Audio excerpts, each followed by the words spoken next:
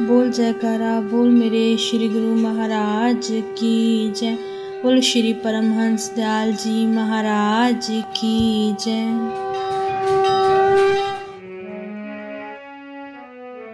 एक रोज़ इरशाद हुआ कि चश्मे ज़ाहिर यानी देखने वाली नज़र में से यह जिस्म ठोस मांस का लोथड़ा सा नज़र आता है, मगर दरअसल यह ऐसा नहीं है।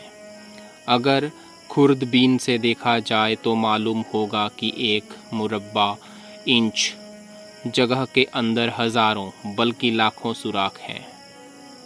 अगर इससे ज़्यादा बारीक बीन आला यानी यंत्र की मदद से काम लिया जाए तो साफ नज़र आएगा कि छेद नहीं है बल्कि ज़र्रात हैं, जिनको परमाणु बोलते हैं। वे सब अलहदा अलहदा हैं और ऐसी सूरत में जमा किए गए हैं जिन्होंने जिस्म की शक्ल इख्तियार कर ली है। हर एक परमाणु जानदार है और उनकी हसो हरकत भी अलहदा है। इन सब के मुतहर्रक रहने से जिस्म में हरकत पैदा होती है, जिसको शरीर का कर्म या शरीर का स्वभाव बोलते हैं। इलावा बरई यानी इसके अतिरिक्त इस जिस्म में एक और हरकत भी होती है, जिसकी वजह से यह शरीर अपने स्वभाव के खिलाफ किसी खास तौर पर भी काम करता नज़र आता है। इसको मन की प्रेरणा कहते हैं।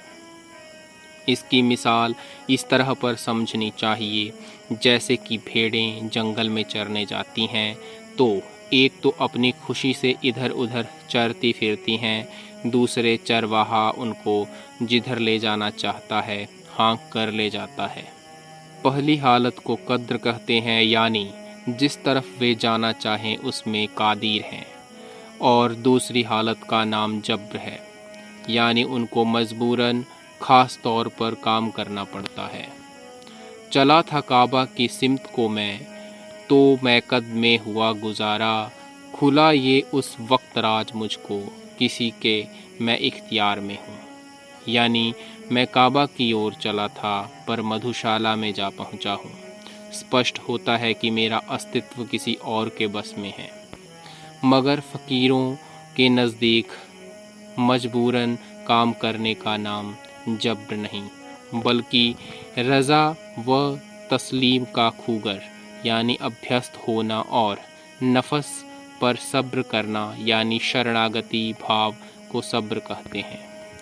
सब्र वो है पेश चौगाने कज़ा बन के साबिर दम न मारे तू जरा, यानी धैर्य वह है कि तू भाग्य के डंडे की चोट खाकर भी मौन रहे और असंतोष प्रकट करने न दे।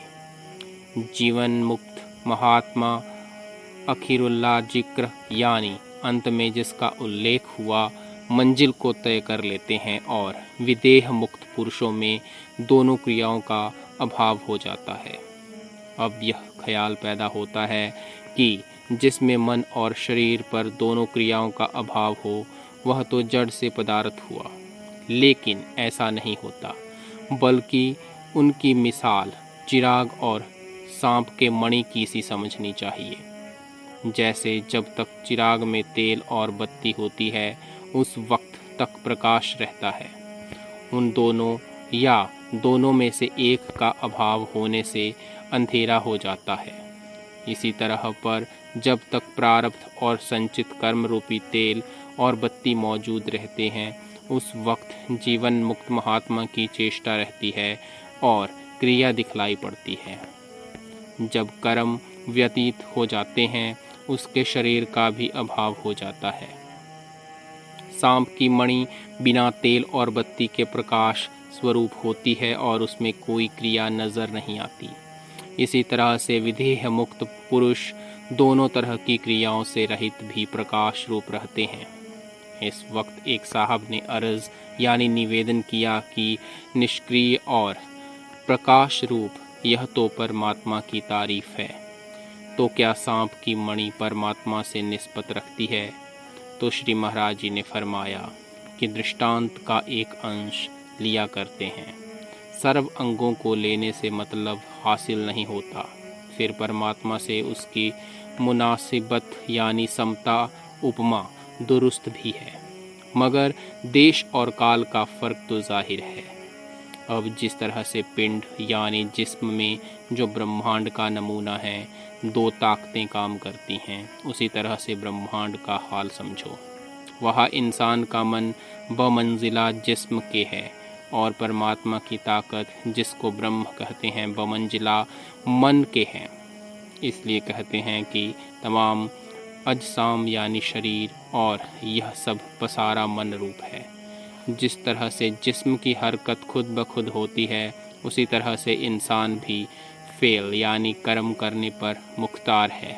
जिस तरह से शरीर मन के अधीन काम करता है, उसी तरह से इंसान को कुदरत की मंशा के मुताबिक भी फेल यानी क्रिया करना पड़ता है।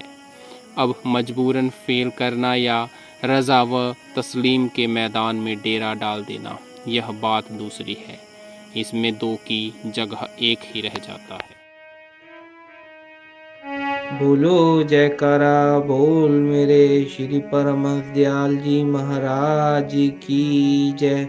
बोलो श्री गुरु महाराज की जय।